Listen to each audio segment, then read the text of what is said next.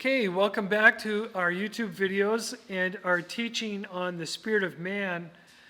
And we were talking about, in our last one, part 7, that the spirit of animals goes down into the ground, Ecclesiastes 3:21, and the spirit of man goes up, and it is at that time that the man is judged to either go to punishments or to be with the Lord.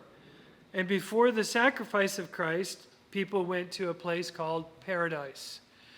Jesus alludes to it in the parable of the rich man and Lazarus. Some people say this does not teach that the Jews believed that you were awake and cognizant of your surroundings after death. And I beg to differ. Jesus would not bring a parable that was inaccurate. In my opinion, he would not bring a parable that taught something theologically that was inaccurate. Otherwise, he knows somebody's going to take off with it and make it a doctrine. So why teach something that's inaccurate when Jesus knows very well somebody will run with that if it was inaccurate and turn it into something that will always be inaccurate and claim authenticity because it started with Jesus. So he's not going to tell a story, even a metaphor, that is not at least technically accurate. Okay? All right. Hey, Paul, I think I just saw somebody else trying to sign in. Okay. All right, so let's go on. In Genesis chapter 26, verse 35, it talks about grief of mind. Grief of mind. I'm going to go quickly here so you can look up the whole scripture yourself. The word mind is the Hebrew number 7307, ruka. So grief of mind is interesting because, and I really should go look at it. Genesis 26:35. Let me go there. I'm going to look at the New King James.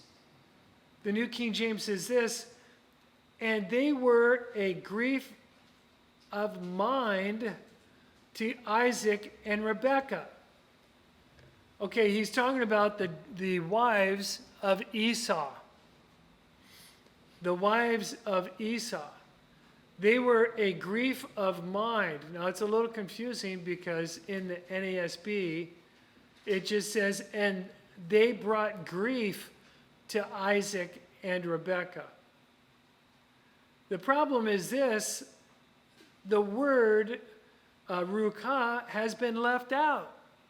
Its number is there, but the NASB literally left it out. It's sitting right there. The number is there. The word grief, its number is 4786. Right next to it is the number 7307 without a word. And so the NASB is not a good representative of this verse. So I went to the New King James, which is much more accurate to the Hebrew here. And it says, and they were a grief of mind to Isaac and Rebekah. Their daughter-in-laws were a grief because these women were Gentile. And they brought with them their false gods. And it mixed the worship of Yah with the false gods. And so it was a grief of mind. Now, what's amazing about this is this. Remember what the word ruka means. It means it's spirit, number one. Mind, number two. Wind or breath. Okay, so let's look at this again. And they were a grief of wind to Isaac and Rebekah. No, that translation is no good, does it? It doesn't mean anything. It doesn't make any sense. They were a grief of breath to Isaac and Rebekah. Well, Tic-Tacs will take care of that. So that's not really the problem either. And that translation doesn't work very well. They were a grief of mind. Okay, I can kind of understand that.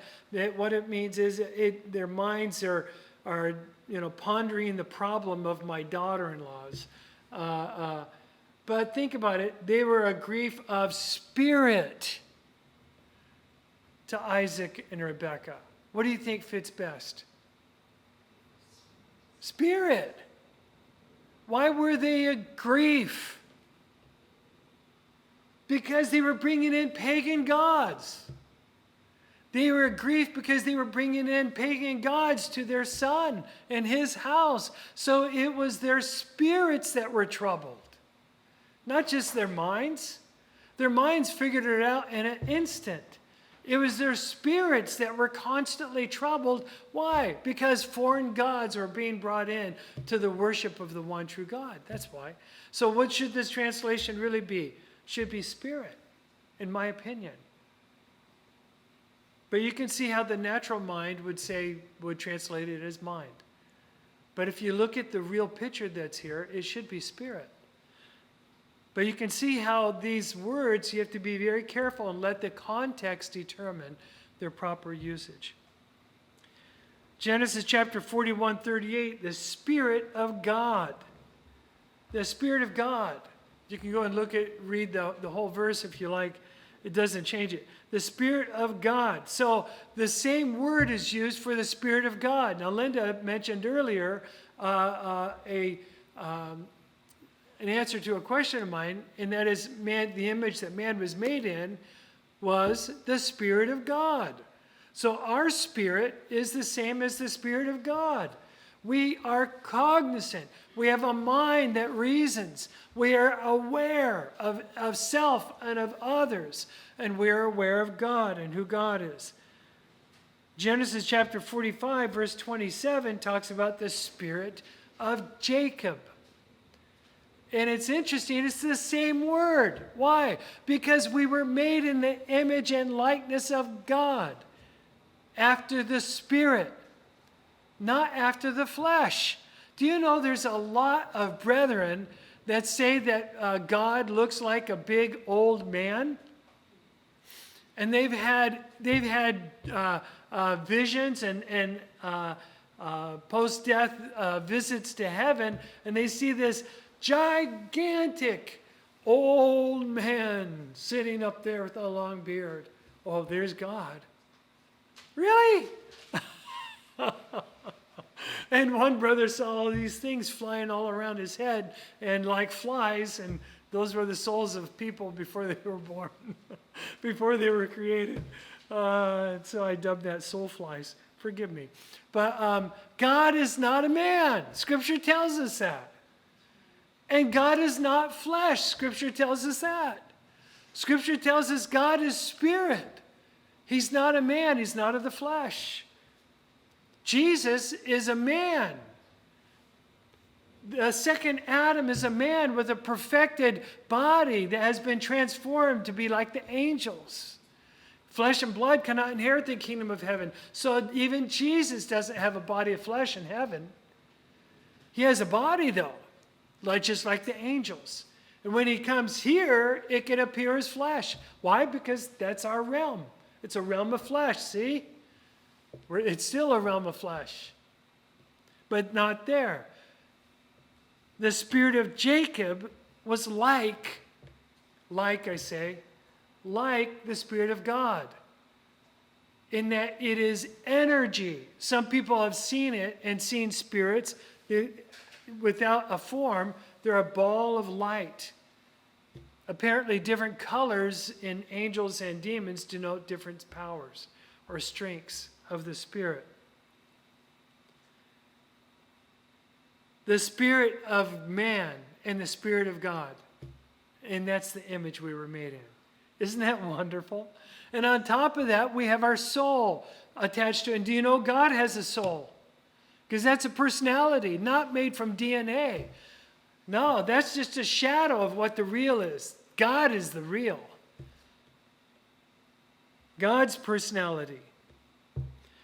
Exodus chapter 28, verse 3. God gives the spirit of wisdom. What is the spirit of wisdom?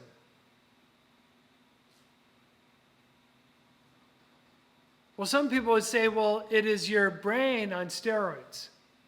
It's your brain being able to be used. No, there's people that are just common people one day, and the next day they've been given a spirit of wisdom, and they come up with things that their brains haven't changed. All of a sudden they have knowledge and understanding and put things together like they never had before. A spirit of wisdom has suddenly been given to them. What does that mean? Well, your mind suddenly is opened up with another compartment, spiritual compartment, that allows you to know things beyond reason, beyond the norm. Isn't that incredible? Isn't that amazing? It's just amazing. The spirit of wisdom is another part of that spirit of our mind that God suddenly opens up and activates. Do you know King Saul was just a herdsman until God anointed him through Samuel to be the first king of Israel. And then God anoints him, and the next day he hears about how, I don't remember the Amalekites or who they were at the moment, attacked another town of the Jews. And all of a sudden, God gives him a new spirit, Scripture says. And all of a sudden, he has the spirit of a king and the spirit of a warrior. Now, he had never been taught how to fight. He was a herdsman. He didn't know how to use a sword. All of a sudden, he stands up, and he is a king. He gets up that morning, and now he is a warrior. How did he know how to do those things? God suddenly put it in him. In the movie The Matrix, they try to show that they just type into a computer program, and all of a sudden, boom, it's all downloaded into your physical brain. In reality, it's downloaded into your spirit. Into your spirit. And suddenly, that's why Scripture says you have a different spirit. Really, you have the same spirit. It's just another compartment has just been opened up to you more than ever before. Isn't that amazing?